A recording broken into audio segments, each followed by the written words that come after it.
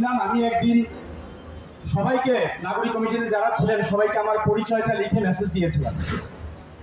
উনি আমাকে রিপ্লাই দিলেন যে মুনতাসির ভাই, আমি আপনাকে চিনি, আপনার আন্দোলন সংগ্রামের বিষয়গুলো আমি জানি।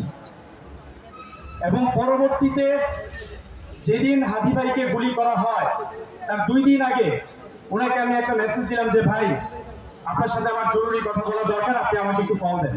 উনি 10 মিনিট পর কল দিলেন এবং বললেন যে বৃহস্পতিবার সকালে আমার সাথে ওনার দেখা হবে।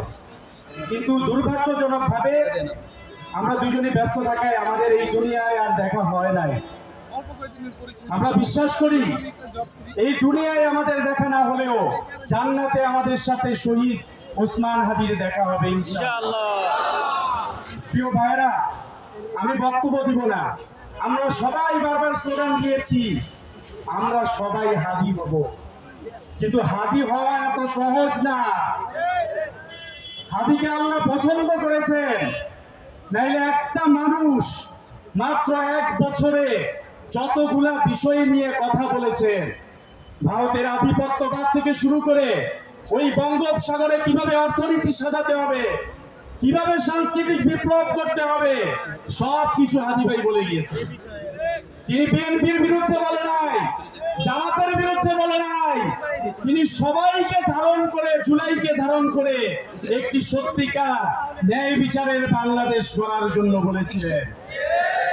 সেই শহীদ ওসমান হাদির প্রতি সম্মান রেখে আমি নিজের সাথে একটা কমিটমেন্ট করেছি। আপনারা যারা শহীদ ওসমান হাদিকে ভালোবাসেন, আপনাদের প্রতি আমার একটা দাবি আছে।